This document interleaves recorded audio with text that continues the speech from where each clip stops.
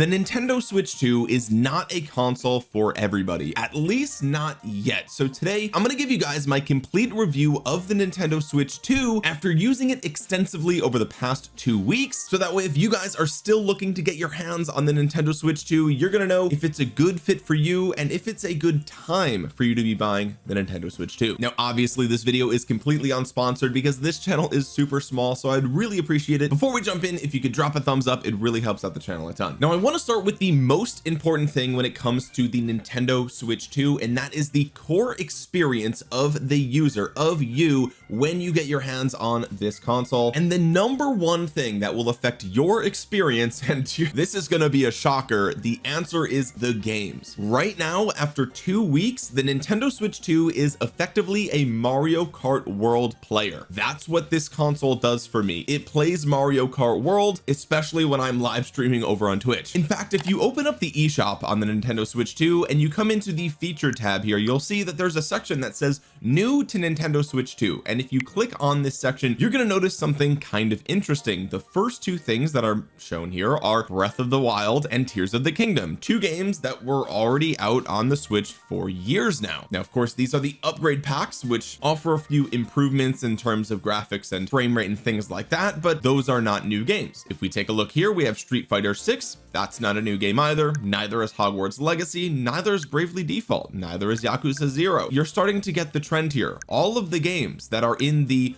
new to Nintendo Switch 2 section are in fact not new games at all. None of these games are new, actually. These are all releases on the Switch 2 that have been playable on other consoles. So really the only Switch exclusives at the time of recording this video are Mario Kart World and the Nintendo Switch Welcome Tour, which I would hardly call a game to begin with. So out of the box today, if you are not interested in playing Mario Kart World or revisiting some enhanced Switch titles, then the Switch 2 is not a console that you should rush out to buy right now. But let me be very clear here. I'm not saying that the Switch 2 isn't an improved experience over the Switch 1. We're going to talk about that in a little bit, but I wanted to start this video with the most important thing. If you're looking for a brand new experience with the Switch 2, you're really only looking at Mario Kart World right now, and for a lot of people that might just make or break your decision. So then the question becomes, is the Switch 2 worth it for Mario Kart World alone? And the answer is, for most people, no. I mean, it's $500 for one game. That's crazy. Now I will say, if you've watched my streams over on Twitch, you'll know that I have been having an absolute blast with Mario Kart World. It takes some time getting used to and adjusting to the way that this game plays, especially if you've recently been playing Mario Kart 8 Deluxe on the regular Switch. The game definitely plays a little bit differently. It felt a lot more slowed down even at 150cc when I first jumped into the game, but once you get a hang of how Mario Kart World feels, it is a fantastic Mario Kart game.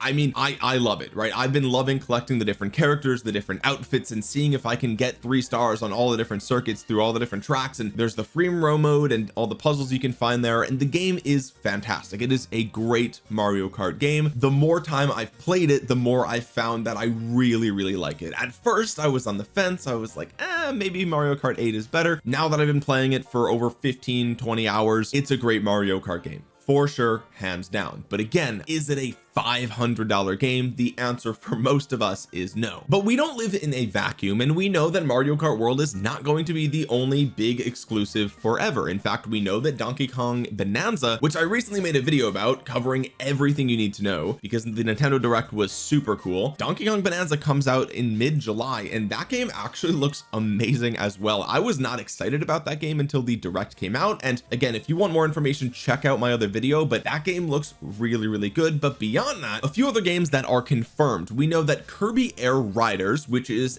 allegedly a sequel or spiritual successor to Kirby Air Ride, which came out in 2003 on the GameCube, that game is confirmed and is allegedly coming in 2025, although we don't have an actual release date. We also know that Metroid Prime 4 is set to release in 2025 as well. Again, we don't have a release date for that. And then next year gets a little bit fuzzy, but in 2026 we know that the Dusk Bloods is coming as well. So that is, you know, if you're a From Software fan, you're gonna probably want to play the Duskbloods as well. And finally, I did want to at least mention it here, Pokemon Legends ZA is coming later in this year as well, but technically that is a Switch 1 game, so that game is not something that you need to buy a Switch 2 for. You're gonna be able to play that on the Switch 1. So if that's the only upcoming Nintendo game that you care about, it's not really a reason to buy the Switch 2, even though it does have an enhanced and improved version on the Switch 2. It's probably going to be the best place to play it, but you don't need a whole new $500 console to do so. Now, this list is not extensive. Obviously, we have the new Hyrule Warriors game coming, and there's a lot of other smaller titles that have been revealed. But my point is that even though today the only great exclusive is Mario Kart World, that will quickly change as 2025 goes on. And so if you are able to find a Nintendo Switch 2 right now and you have the money to spend on it, well, there's a good chance that you're going to want one eventually, because the lineup of games is starting to look pretty nice. Now, we're still looking for a lot of different games to come to the Switch, like a 3D Mario game, or a new Legend of Zelda, or a mainline Pokemon game, or an Animal Crossing game. There's lots of franchises here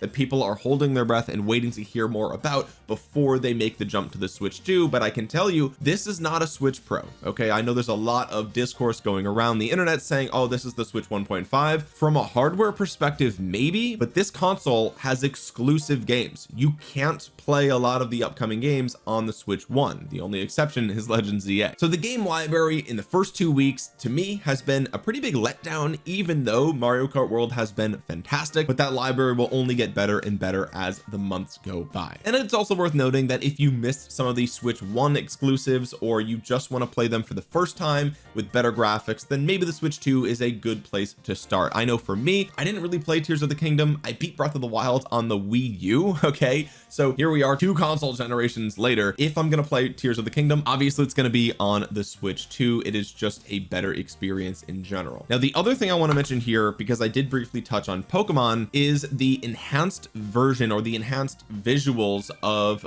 Pokemon Scarlet and Violet. I honestly, guys, I looked at it with my girlfriend. I really can't notice a difference. There might be some frame rate improvements. The water might look a little bit better. The lighting might be slightly better, but honestly, if you're looking to get the Switch 2 for an enhanced Scarlet and Violet experience, I would say hold off, don't do it.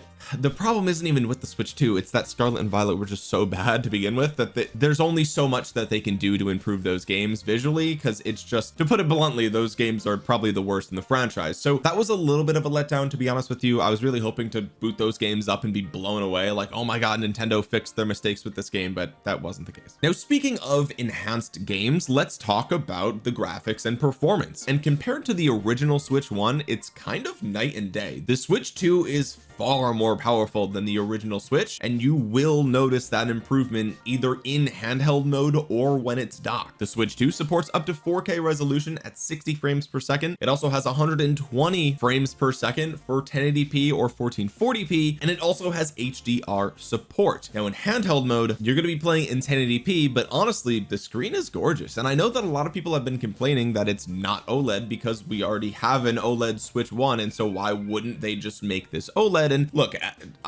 we can have that discussion. Obviously, I think Nintendo's going to release an OLED model later down the line. The price is probably going to be either a little bit higher, or they're going to release it at the same price point and lower the price of the existing Switch 2. Honestly, that's probably not gonna happen, but really, the OLED discussion is a little bit blown out of proportion. I used to work at Apple. I used to work in tech for 6 years, talking to end users, and I can tell you with 100% confidence that 95% of people are not going to know that this is not OLED. Truthfully, that number is probably even higher, but I just don't want to hear it in the comments section below. 95% of people or more are not going to be able to tell that this is not an OLED screen in handheld mode. That's just the fact. Your average consumer is just not going to know. So if you see these YouTube videos complaining about it not being OLED, just know that honestly, the LCD panel looks fantastic. It's bigger than the regular Switch. It's vibrant and has a fantastic color palette. You're really not going to know. If you're a hardcore gamer that is really into the tech specs, then sure, you might notice it's not OLED, but truthfully I have not a single time sat there and said, man,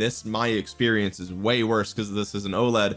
I honestly, it never even comes to mind. It is not even a thought that I ever have. So all in all, whether you're playing this in docked mode at 4K or you're playing it in handheld mode at 1080p, the graphics and performance are light years ahead of the Switch 1. It is immediately noticeable to me no matter how I'm playing, whether it's in bed or on the TV. Next up, let's talk about the controller and the haptics here. The Joy-Cons have definitely been improved in most but not all ways. I will say that the magnetic snap on and off is way better of an experience than the sort of awkward plastic rails of the original Switch 1. It's just, not only does it feel much more premium, it feels much more sturdy to me in my hands, and because the console itself is much bigger, the Joy-Cons are much bigger. Now that could be a pro or a con depending on who you are and the size of your hands. There are some women that I know that despite being the same age as me, they find that the Switch 2 is just a little bit too big because of the Joy-Cons and the size of the screen. So whether that's you or whether you're just a younger person, you're a smaller kid, or maybe you just have genetically smaller hands. For reference, by the way, I usually wear a large when I use like latex gloves, if that gives you any idea. But for me personally, a 30-year-old man, I find that these Joy-Cons are far better in size and in comfort than the regular Joy-Cons for the original Switch, because not only do they fit in my hand better, but the buttons are bigger, everything is bigger. The buttons, especially on the side, are bigger, which is great for when you're actually playing with just a single Joy-Con. So all in all, that's definitely an improvement for me. That being said, there are two things about the Joy-Cons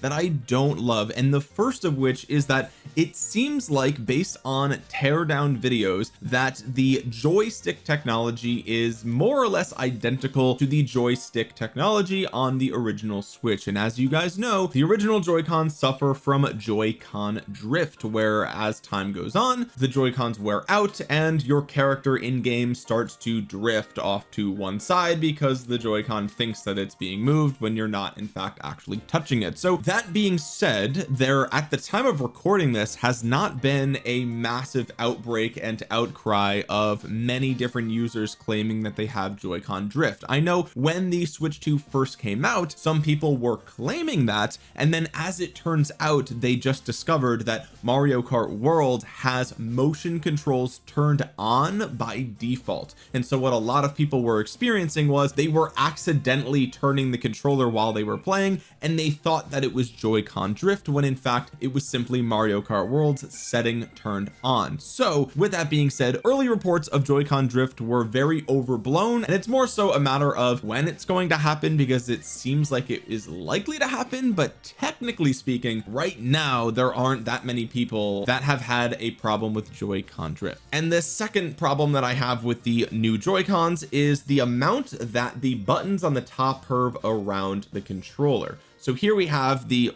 R button and the ZR button. Okay, there's two little triggers here on the top of each Joy-Con, just like there are for most modern consoles, but the L and R buttons, as you can see here, wrap all the way around and down the side of the Joy-Con. And maybe it's because my hands are kind of big, but sometimes if I'm holding the controller, I could easily press those buttons without even touching the top of the controller. I mean, you can hear it, right? I'm not touching the top of the controller, and yet I can click these buttons. And so there are some instances where I'm accidentally clicking these buttons, which truthfully, it doesn't happen often, but it just seems very bizarre that it would take up so much space on the top of the controller. I mean, I would cut these off probably an inch up, to be honest with you guys. They just seem too big. Another thing I'd like to mention really quick here is that on my orange or red Joy-Con, you'll see there's a little bit of a darker scuff mark next to the plus button on the colored section of the controller.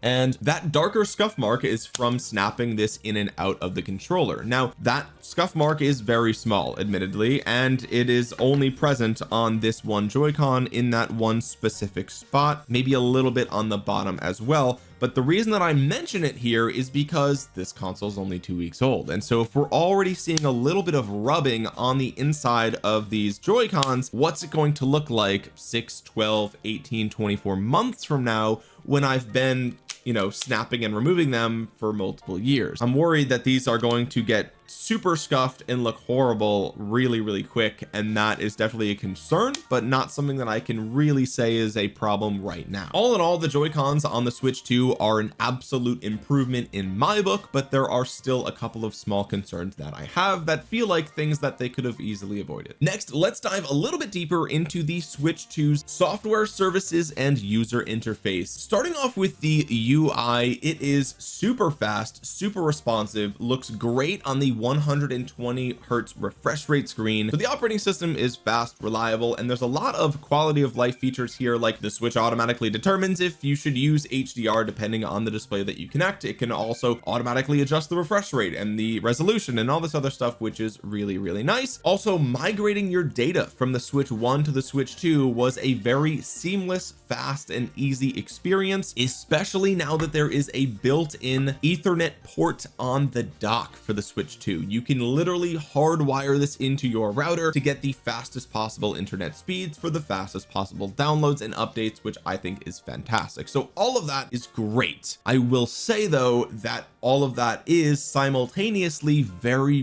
boring because the user interface is basically exactly like the Switch 1. There's hardly any difference at all. As soon as I booted this up, I felt like I was just playing on a bigger Switch, and to me that's kind of a missed opportunity, right? Obviously Nintendo went with what is familiar to millions and millions of people around the world. I mean, the Switch is like the best-selling console ever, and so people are used to the user interface. It's familiar to them. Why change it? Why fix what ain't broke? And that's true, but I do wish that they had added a little bit more pop, a little bit more flair, maybe updated it a little bit, because the UI to me on the Switch is a bit minimal and I don't love that. I think that the user interface for older Nintendo consoles was better. If we look at the Wii, if we look at the Wii U, they had a very Fruitiger arrow type of aesthetic that was very reminiscent of the late 2000s, early 2010s, and I just, maybe it's just nostalgia, but I love the user interfaces for those consoles a bit more. But that's just my personal opinion, so if all you care about is usability, reliability, and features,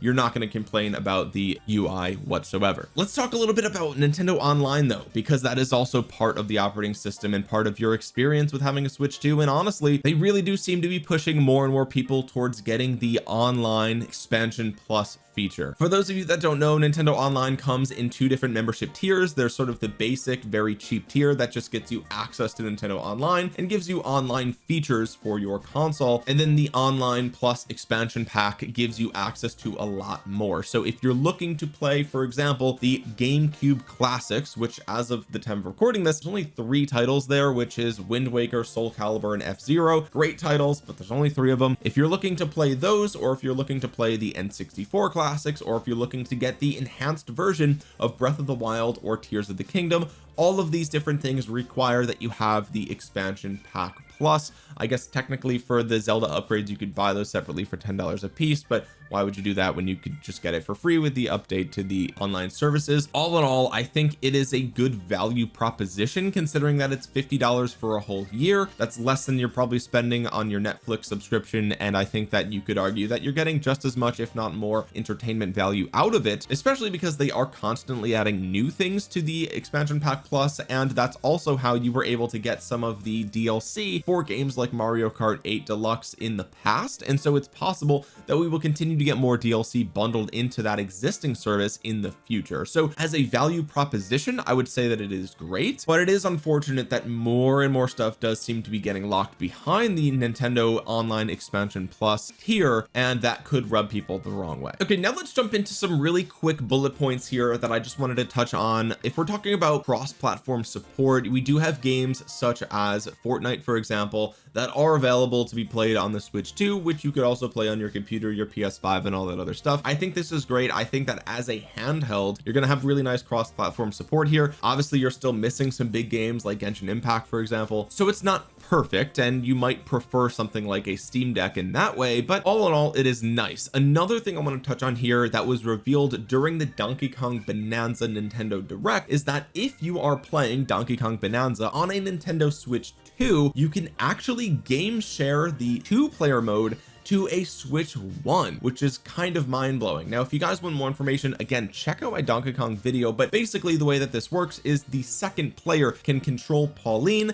and if you have a regular Nintendo Switch 1, you can play as the second player on the Nintendo Switch 1. So you can't play the entire game, it's only for that one little specific thing, but it is nice that Nintendo is still showing a little bit of love and support to the original Switch, because I think a lot of families are probably going to have only one of this console, right? You're probably not going to buy two Nintendo Switch 2s if you have multiple kids. If you're lucky enough to do that, that's fantastic, but some people might have one Nintendo Switch 2 and one original Nintendo Switch, and the fact that there is some cross play there is nice, although how much they're going to support that into the future is definitely something that we'll have to wait and see. Of course, from an ecosystem perspective, it is super backwards compatible. Like, you can play pretty much every Nintendo Switch game on the Switch 2, and so if you're just looking for a better version of your Switch and you're okay with waiting for the exclusives on Switch 2, then I think this is a great time to buy the Switch 2. Like, it's the summertime. If you have time to game right now and you're looking for the best possible original Switch experience, this is probably it. Although you could argue the OLED is nice, but the performance of the Switch 2 is far superior to the OLED model. And again, there's a handful of just improved Switch 1 games, like objectively they run better on the Switch 2, and then the fact that the Switch 2 will just get better over time with more exclusives just gives it a huge leg up over the original OLED. So again, if you do not have a Switch 1 right now and you're looking to jump into that back catalog of fantastic Switch 1 games, the Switch 2 is the best console to buy. I wouldn't even look at the OLED Switch. Yes, it's cheaper right now, but in the long run, you're gonna want a Switch 2. You're going to want to play those exclusive games that come out in 6, 12, 18 months from now, so you might as well get the Switch 2 and you'll have the best of both worlds. Now, going a little bit deeper into the hardware itself, these are just a couple of quick bullet points, but from a build quality perspective and from an aesthetic perspective, I would say that the Switch 2 does feel like a premium console. It does feel like a next generation device, and it does feel better than the original Switch 1 in terms of build quality, in terms of premium feel and experience. I would say how much that matters to you is, I mean, it's, for most people that's not a huge difference, but it is worth at least mentioning here. It's also worth noting that the console itself and the dock both have improved noise and cooling. So if you look on the top here, the vents on the top of the Switch 2 are much bigger than the vents on the top of the Switch 1, and we have a built-in cooling fan for the dock itself. And so all in all, from my experience, I don't think I've heard the cooling fan once, but that could just be because I'm only playing Mario Kart World. It could be the case that if you're playing Cyberpunk or maybe Hogwarts Legacy or something like that, maybe the fans do kick on quite a bit more. Maybe it gets a little bit hotter, but just the fact that we have the bigger vents and the built-in cooling on the dock is fantastic and definitely an improvement over the Switch 1. From a storage and expandability perspective, the built-in storage is 256 gigabytes, which is nice, especially considering these games are going to be bigger moving forward. As a reminder, the original Switch, I believe, was 32 gigabytes, which is mind-blowing that would have even been a thing. Even in 2017, that feels really, really low. The OLED Switch, I believe, is 64 gigabytes, but either way, no matter how you cut it, you're getting way more storage on the Switch 2, and the storage load speeds are way faster than on the original Switch. So again, a huge quality of life improvement there. It is also expandable storage. You can increase the storage of your Switch 2. However, it does require a micro SD express card, which right now are quite expensive, although I imagine the price of those is going to come down as more and more manufacturers start to meet the demand of the Switch 2 player base. Right now, I think they're about $50 or $60 to get a 256 gigabyte expandable storage. I have not done that. I personally did not buy a micro SD express card because I don't need it right now. It is 256 gigabytes for me is totally fine. Checking right now, I have 146 gigabytes free, and that's with me downloading Tears of the Kingdom, the updated graphics and all that other stuff. And I also have Mario Kart World, the digital version. Obviously I have the bundle. I also have Pokemon Scarlet downloaded here. I have all of the classic apps as well. So I wouldn't consider myself a power user. I'm a very casual Switch player, and there was just no need for me to buy the increased storage. So I'm just gonna wait for the prices to come down a little bit. Maybe when demand goes down a little bit, that's when I will go ahead and grab it. But it is worth noting that you definitely need an express card card. You cannot use the previous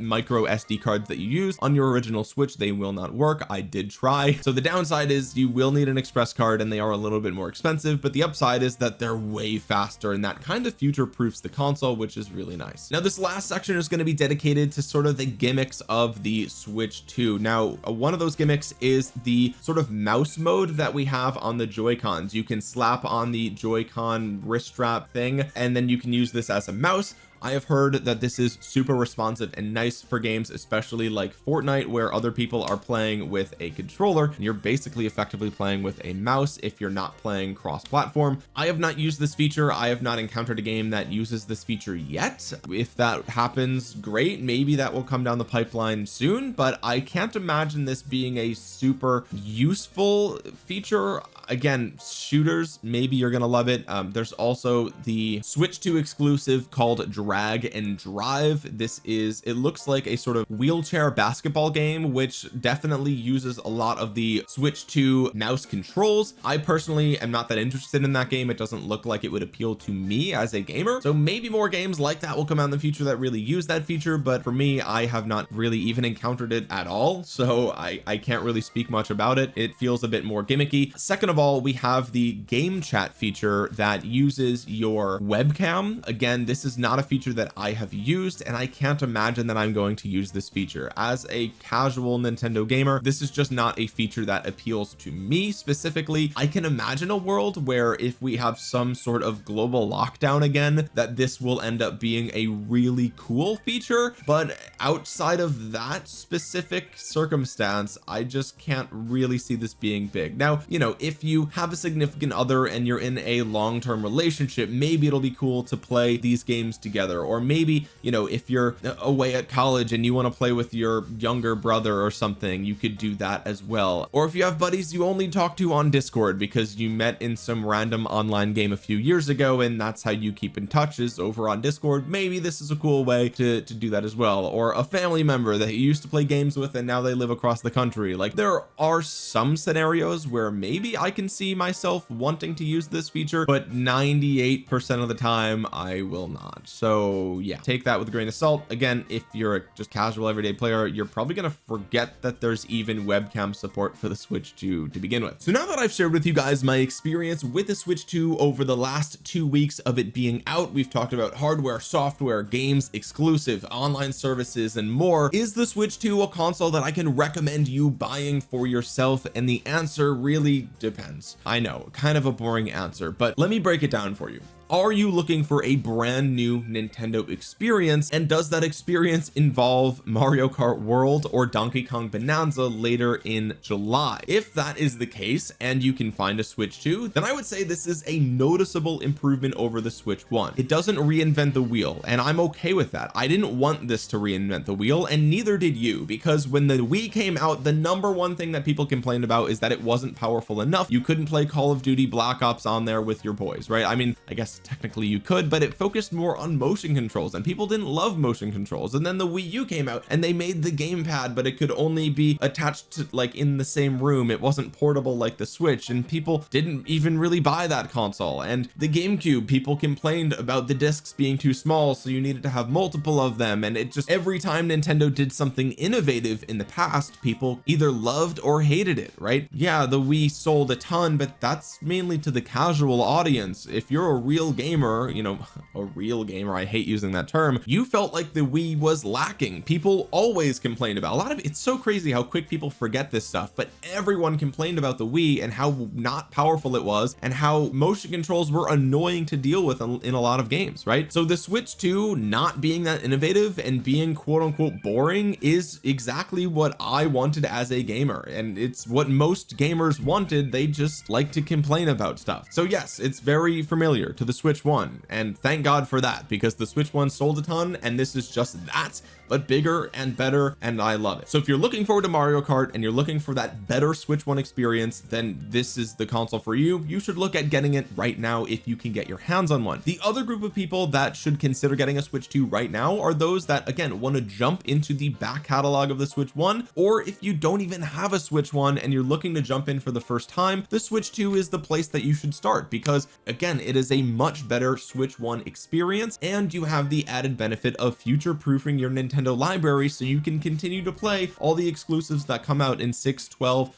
24 months from now. However, if you're not that interested in Mario Kart World and you already have played all of the really great Switch 1 games, then the Switch 2 probably isn't for you right now, to be completely honest with you. I mean, it's just not. There's no great reason to buy the Switch 2 right now if you're not interested in Mario Kart, if you're not interested in Donkey Kong Bonanza, and you already have a Switch 1 and you've played Tears of the Kingdom, Breath of the Wild, and all the other games on the console. Like, you don't need a Switch 1 right now. You really don't. And that's especially true if you have the OLED model, because that's bigger, looks nicer in handheld mode, has more storage. Like, again, there's just no reason to get a Switch 2 if that's you. Now down the line, I think that people will inevitably upgrade. I do. I really think that this is a better experience. It's better than this OLED experience for sure, but that experience will only become apparent when there are games that you can only play on the Switch 2, and right now, besides Mario Kart, there aren't any. So for those people, I would say hold off. You don't need a Switch 2 right now. Definitely don't pay reseller prices on eBay or whatever. I think the console is sufficiently in stock in many places, and I am almost certain that Nintendo is holding back some of their inventory for the holiday season. They're going to hold back the inventory for Black Friday, Cyber Monday, and the entire holiday Christmas season. So I don't think you're going to have a super hard problem getting your hands on this console in the future. Although I will say, if you are worried about that, I know global trade is kind of weird right now. If you're worried about not being able to get one for the holiday season and you can find one right now, I mean, who knows, maybe you just pick it up just to be safe. So now that I've given you guys my 2-week experience with the Switch 2, hopefully it helps you make a decision for you yourself, and maybe helps you weed through all the noise online, because I know there's a lot of discourse going on about price of the console, the price of the games, Nintendo's so greedy, it's not that innovative, there's all this other stuff. And